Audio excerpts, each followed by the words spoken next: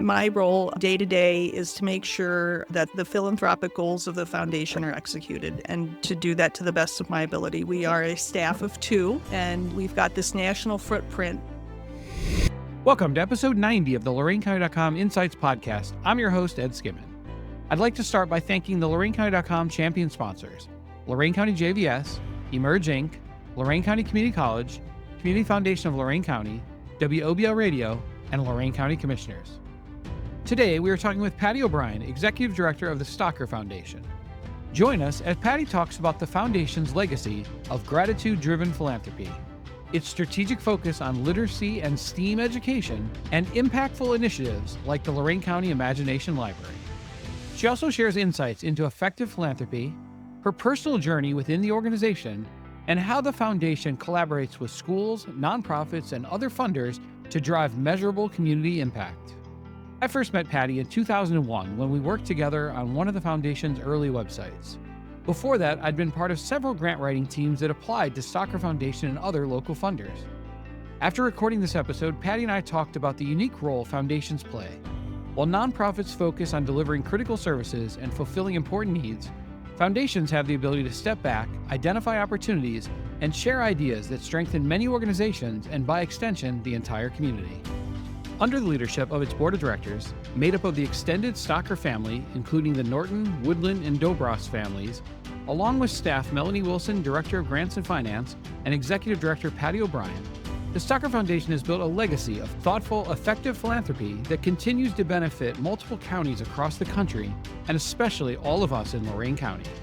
Here is my conversation with Patty O'Brien. My name is Patty O'Brien. I am the Executive Director of the Stocker Foundation.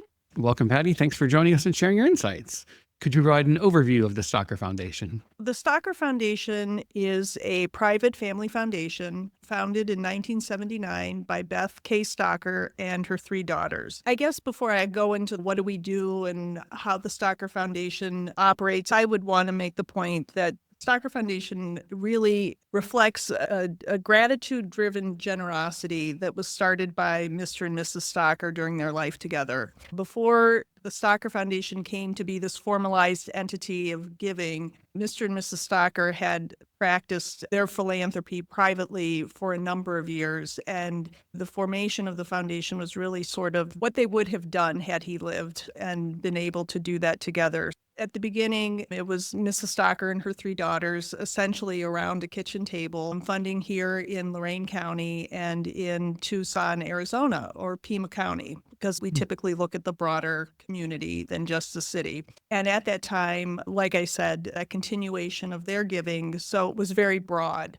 Arts and culture, education, healthcare, social services, and then they did add in women's issues further in a little after a few years of giving. But we looked broadly in the community for needs and where the Stocker Foundation could be helpful. And that broad-based giving continued from 1979 to about 2009. So during that time period, about $46 million went out into the community. The Stocker Foundation is an all-family board, and the way they set it up, there were 12 board seats. So it was Mrs. Stocker, her 3 daughters, and then their children. There are 3 branches of family that make up the Stocker Foundation. So the Norton family here in Lorain County in Ohio, the Woodland family branch, and they're in Tucson, in New Mexico, and in Connecticut at that time. And then the Dobros family and more West Coast, Tucson, and then in California.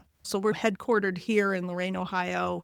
The bulk of the money stays here because this is a place where the money was earned. We fund where family board members live. So as we've grown multiple generations of family, you can see the giving evolution. Mrs. Stocker was around well into her 90s on the board and was our board chair. We maintained that respect of the giving and what she started. But after she passed, in 2005, she was 97. The board went into a really long and hard strategic planning process to think about what it is that's going to not only keep the family around the table, but to say, what impact can we make in the community? It took a while. It was a big process. We evolved then and went from broad to much, much more narrow into the education field. We always funded education, but again, cradle to career kind of funding. We said, okay, what is it about education that sparks interest, and where do we think we can make a difference and make an impact?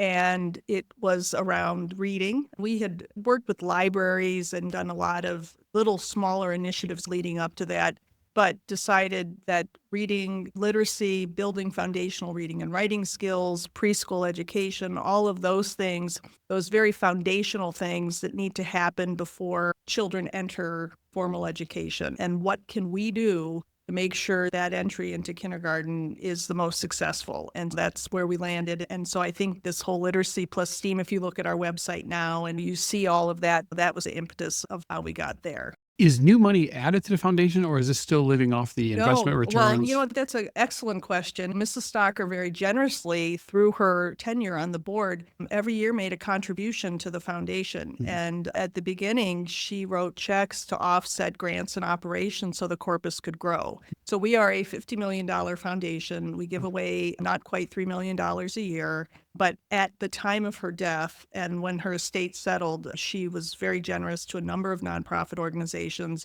And after all of those organizations and the dollars were distributed, Stocker Foundation, we got some, but we had been very lucky over the years. And we had talked about recently at a board meeting the cash infusions that we received and totaled over $44 million over that time span. Some foundations get it at the end. And you're here, and then all of a sudden you're giving away $3 million, and all of a sudden you're giving away $10 million. But ours was this gentle kind of ramp up to where we are today. Do you know the total of how much you've given out? A little over $77 million since inception. Could you describe your role and responsibilities as executive director of the Stocker Foundation? Well, generally speaking, my role day to day is to make sure that the philanthropic goals of the foundation are executed, and to do that to the best of my ability. We are a staff of 2, and we've got this national footprint, and oftentimes outside of Ohio, 2 people to do all of that. And 2 people, that's what we do. Melanie and I, we've worked together for 26 years. We have 1 annual grant cycle, so beginning to end process of the grant cycle, manage all of that. I staff the multiple committees that are here related to the board.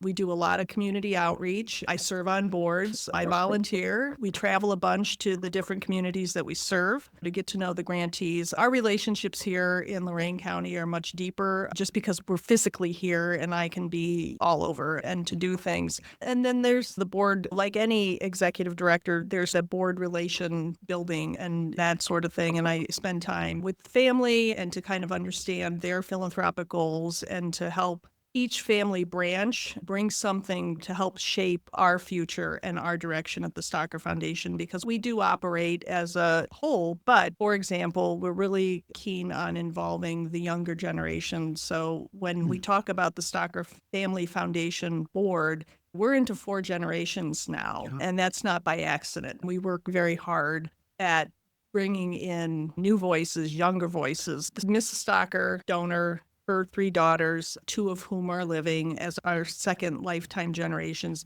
their children, which are our age, their kids now, and actually on our junior board, which is age 8 to 21, we've got 3 kids. That's really exciting. So we've got this like pipeline of leadership that we're trying to develop on the board, and site visits, hands-on service learning activities, coming to the board meetings, just being able to have your voice heard. And we try to look for opportunities and to build opportunities to have that happen. You mentioned that literacy and STEAM education are central to your grant making. Why are these areas so important? When I talked a little bit about strategic planning and how we landed on education, literacy, reading literacy is important to all of us. It was an area of education where we felt we could make the biggest difference. We try really hard, like I said, from birth to grade 3, to keep kids on track for reading so that by the time they move from 3rd to 4th grade, that time period where you're learning to read versus reading to learn, they're on track and they can move forward with their academic careers successfully. Kids who read at grade level by 3rd grade are more likely to graduate, to go on to college. There's all sorts of research about why this is important. We know from our grant making and the work that we've done, that reading is a really broad area, and it's hard to say there's one specific way children learn. But working with other nonprofits, school districts, we have found that those partnerships have been very beneficial in helping us meet our mission. On a related note, the Lorain County Imagination Library has become a huge success, Yes. reaching thousands of children. Can you Yep. talk about the Stocker Foundation's role in launching and sustaining that?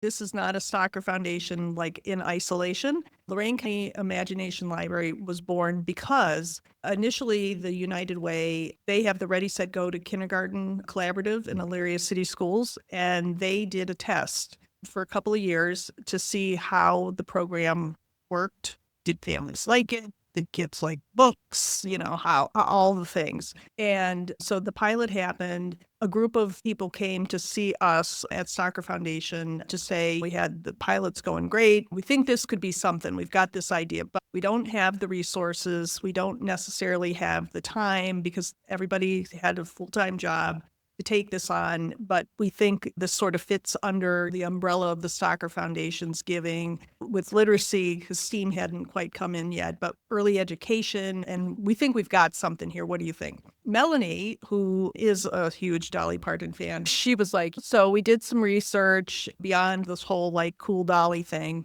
and we found that most communities that had adopted the Dolly Parton's Imagination Library, the kindergarten readiness rates were going up. The kids absolutely adored having the books delivered directly to them. They would love that once a month time to be able to go out to the mailbox to get the book. These books are fabulous books. They're high quality. There's a team of professional folks who curate the book list every year. And so we did our homework and we said, we have the ability to start this. And we took the idea to the Stocker Foundation board. They seeded it and said to us, okay, go for it. We agreed. We were actually in Las Cruces, New Mexico in the fall when we met and had this big discussion. They awarded, I want to say, I think somewhere around $40,000. And we said, okay, get started. And then there was some other monies that came after that from Stocker for a number of years. But they said after 5 years, you're going to have to figure out if the community wants it, there's going to have to be a way that the community is going to sustain it, right? Sure. So we were like, okay. And so we started a little collaborative group of folks. Mel worked really hard to launch it because we said if we're doing it countywide, we're doing it countywide. And so we did, and focused really on all the counties, but especially Lorain, Elyria, Oberlin, some of our under-resourced communities, and zip codes, because that's how it works. And I would also add in there that the Community Foundation was the fiscal. They had the whole back office piece from the beginning. The bills from the book fees. There's an actual cost at the time, $25, and now it's about $33. But while it is Dolly Parton's Imagination Library, there is a cost and somebody has to pay. And we've done fundraising from the beginning. At that 5-year mark, we said to the Community Foundation, would you all be willing to be the permanent home of? And Cindy Andrews, they talked to the board. The board loves the program. Everybody loves Dolly. Everybody loves the books. And we could see some traction in the community.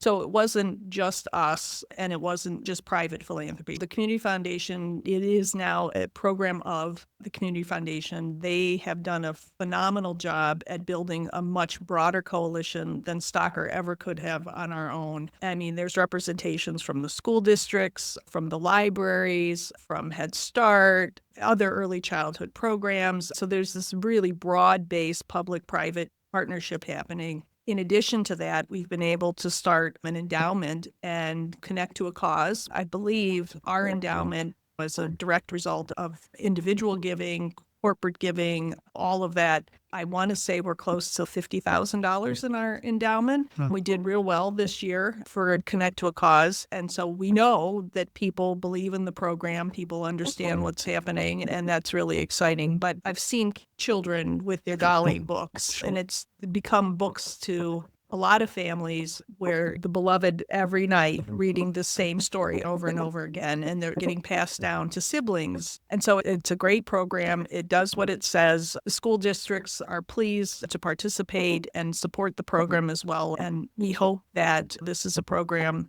that will continue on. And we're so grateful that Governor DeWine's wife, Fran, took on Imagination Library as a project that she's championed and that the state pays half of the book fees. We're really grateful for that partnership as well. It's a great example how some early seed money can grow into a much bigger program than you could have funded You're on right. your own. You're right. And I think sometimes the large grants get so much attention. And I can think, okay, when Stocker Foundation, we made that $1 million grant to Neighborhood Alliance, and we were on the front page of the paper.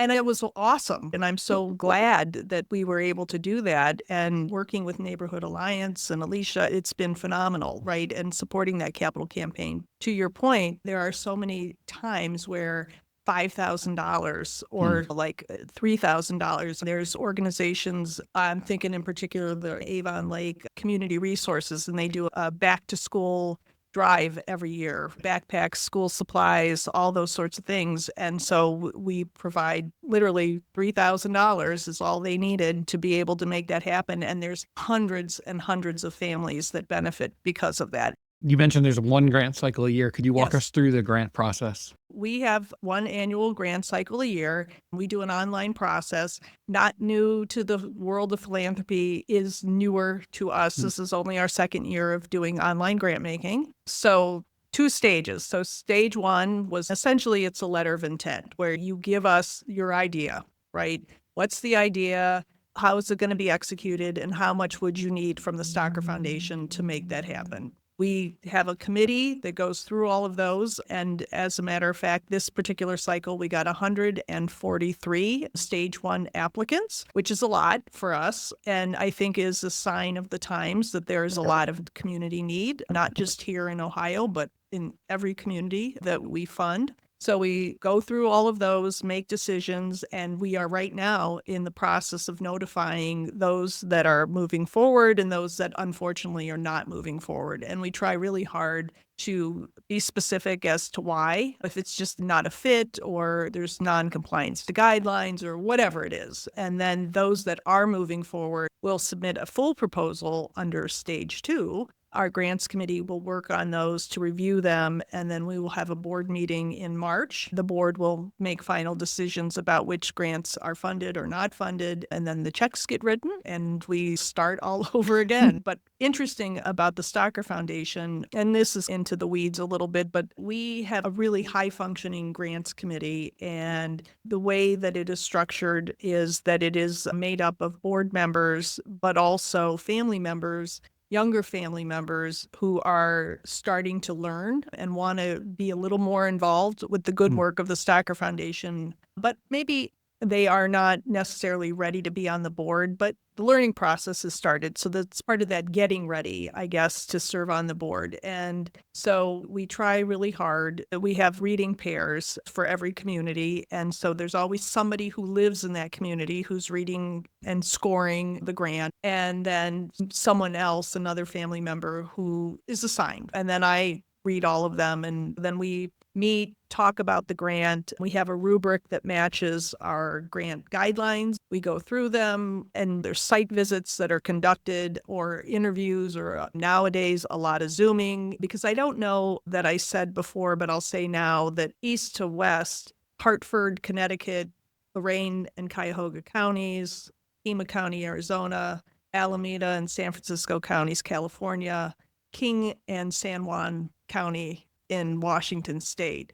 So there's 8 communities. It's a lot.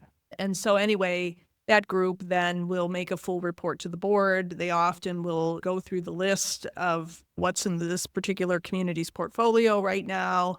Is there a formula for how much to give in each different community, or is it based on income? There is. And again, every foundation is different. But here, the bulk of the money stays in Lorain County because it's a place the money was earned. So just under $1 million stays here every year of that, like 2.7, 2.8 that we give out competitively. And then the balance is divided equally then among the different communities, and we go from there. Generally speaking, somewhere around $100,000 or $150,000, sometimes less, sometimes more, but just depending on what the stock market's doing, but that's where we're at. So it makes it tricky because $100,000 divided among, say, 20 applicants. And I always say this to our nonprofit partners, even though your program may align perfectly with our grant making goals and objectives, there's no guarantee. And it's not because the program isn't great. It's not because it isn't best practice. And often you didn't do anything wrong. It's just merely the fact that we just don't have the resources to fund every worthy program that comes for the transom, which is really sad. When you asked me before, what do I do here? And I think in terms of grant making, my job is to put the best group of proposals in front of the board, right?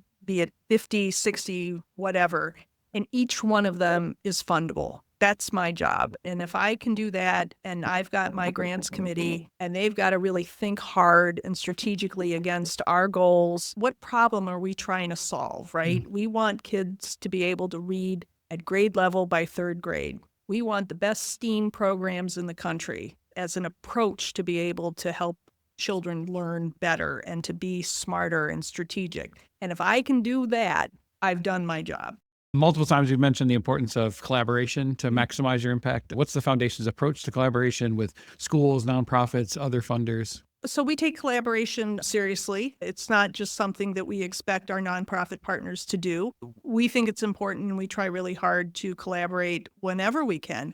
I think the discussion we had about Imagination Library is a great example of a multi-phase collaborative approach to making a program successful. We in Lorain County are very lucky that all of the foundations collaborate with one another. We meet regularly. We try whenever possible, if there's projects or special community needs that come up, that we can work together and figure out solutions together. I think Lorain County, actually one of the strong points about Lorain County is the collaborative nature of everyone. I think that we're a small enough community where if I need something or I have a question or whatever, I can pick up the phone and call Julie Moorfield over at the food bank and Julie, what about this? Or I can call Cindy Andrews or Ryan Aroni or whomever it is. And if I don't know the answer, they know the person who does know the answer, and we can figure things out together and solve problems, generally speaking, I think.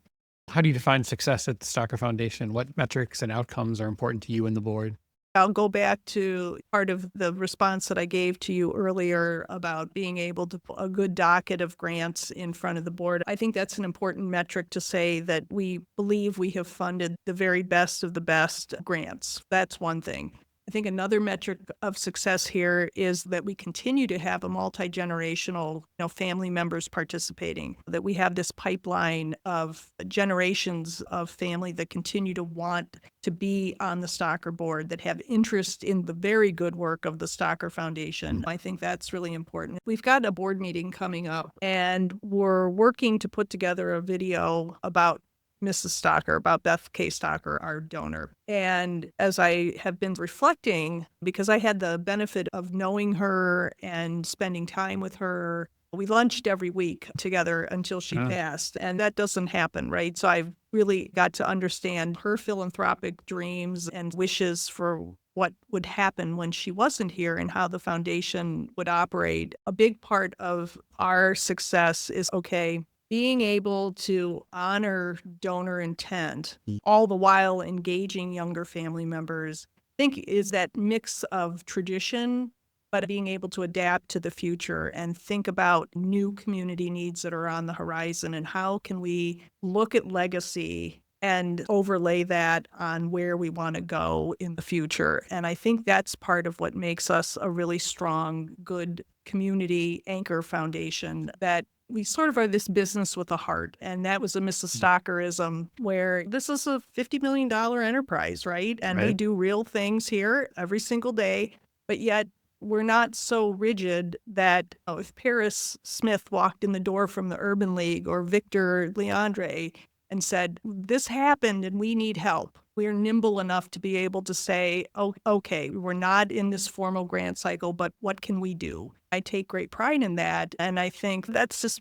part of like our culture Sure. and part of the way that the Stalker Foundation has always operated. I think you have a very clear reputation in the community I for hope that. so. My gosh, I've been here at the Stalker Foundation since 1998, so 27 years. And not to date myself, but I hope that I have that sort of a reputation in the community where we can have these like critical conversations, but also that I am adaptable enough or flexible enough that I can continue to grow and learn and be part of this new fabric of nonprofit executives. And I think it's exciting because things are not the same as they were, right? When I started, and even from post COVID, things are not the same. What are the new solutions to the things that come up, and how can the Stalker Foundation be part of those conversations? Despite having a narrow grant making focus, which we do, there's still opportunities to connect and be part of that larger fabric of community, and we try hard to do that. Let's switch over and talk a little bit about you. What first led you to the organization? What were you doing before that? And what has kept the work meaningful for you over that time? I've always worked nonprofit. Always. I was at the Girl Scout Council of Erie Shore and then moved to the City Club of Cleveland. And that's where I was working right before I started working at the Stalker Foundation. So I was a fund development person, and I knew Jane Norton peripherally as Mrs. Norton. Her oldest son and I were in high school together at Lorain High. He's a couple years older than I am. I had just started graduate school, and I was working at Footprint Tours. So this was on 6th Street. Cook and Batista used to be there. Mrs. Morrison, Pat Morrison, had Footprint Tours. Stalker Foundation was upstairs. Walter Glick, he was in there. Anyhow, I was working at Footprint Tours part-time while I was going to school, and I needed to write a paper about a nonprofit. And I said to Mrs. M, got to write this paper. And she's like, why don't you ask Mrs. Norton if you can write about the Stalker Foundation? They're right upstairs. And I'm like, oh, all right. And so I called upstairs and I asked if I could. And Jane was a very formal person and a very serious person. And so she was, yes, but you can interview me twice, right? Once initially and once a follow-up. And I would like to have a copy of the graded paper. Those were the things. And so I was like, all right. So I interviewed her, wrote the paper about the Stalker Foundation, turned the paper in. Thankfully, got an A on the paper, gave her a copy of the graded paper. And then that was that. Never really thought about much. Went on to go to the City Club, was working there. And I had been there like maybe 3 years, I think. And one afternoon, my mom called me and my mom's like, Jane Norton wants to talk to you. So I called her up and she said, my family thinks I need help. So typical, right? I don't think I need help, but my family thinks that I need some help. And so I was wondering if you would like to come in and talk to me about what that might look like. So I was like, wow, I didn't know anything about organized philanthropy other than the fundraising that we did at the City Club, whatever. But that was really my only, connection. Went and interviewed with her, and she said she was interviewing 3 people. They weren't advertising anything, but there were 3 people that she was talking. To this day, I don't know if that's true or not. And I never got the chance to ask her. I've asked Ben about it and her sisters, but nobody knows. But anyway, 3 people. We chatted and we hit it off right away. A couple weeks later, she called me back in and she said, we'd like to offer you the job as program officer. And I accepted immediately, and here we are. So my trajectory here to being executive director, I started as program officer. Jane and I worked together for 8 months and she retired. And I will say to you that in that 8 months, she was a really great colleague. She was a fun boss. She was so generous with sharing her knowledge about family philanthropy, about nonprofits, about grant review. She was really a grant maker. She understood the ins and the outs. She could ask the tough questions, but in a way that you didn't feel bad because she wanted the best and did her best to instill all that into me. When you think about at that time of her life, that was against the backdrop of the beginning of her health issues. And so the fact that she was able to be that generous and had that level of excellence, it's really quite remarkable. And I'm really lucky to have known her and to have learned from her, and then to have Beth Stalker in that too. Things aligned like they were supposed to, right? Sure. So Jane retired. We had another woman who came in as executive director for a while. She had young children. We traveled a ton at that point, and it was just too much. When she left, I was the interim and reluctantly, right? I love the aspects of grant making. I like knowing where is the money going? How is it being used? How to connect people. Those are the things I really enjoy. And so I would have been a program officer forever. No kidding. I really would have been. However, there was this need for an executive director, and reluctantly, I was like, okay, I'll be the interim. And I was. And that lasted for a little while. And there was never this search. And then the next thing you know, it was a Saturday and Mrs. Stocker called me. I had a baby. So I've got this little baby now. And I think I was maybe 32. I was young. I had probably really no business, but she called. We really would like you to not be interim. We'd really like you to be the executive director. And in all seriousness, I take this work really seriously and have been quite devoted to it. And so I was honored and accepted her offer. And we've worked together well, board and staff, since. Melanie was hired shortly before all of that, and she's been a wonderful addition and has done a lot of really great things to help the foundation as well. In the time you've been with the Stocker Foundation, what are you most proud of accomplishing? I don't know that there's any one thing. When I likely retire from here in a number of years, I hope that we can look back and we can say, like the good Girl Scout that I am, that I left the Stocker Foundation better than I found it. And so that could be systems, that could be the way that the family works together, right? That could be the portfolio of grants that we fund, the problems that we were able to solve, that whole impactful grant making. And as I look back and I see the evolution of the foundation, I've had a little bit of something to do with how that all happens. And that I feel is like probably the most rewarding thing I can do.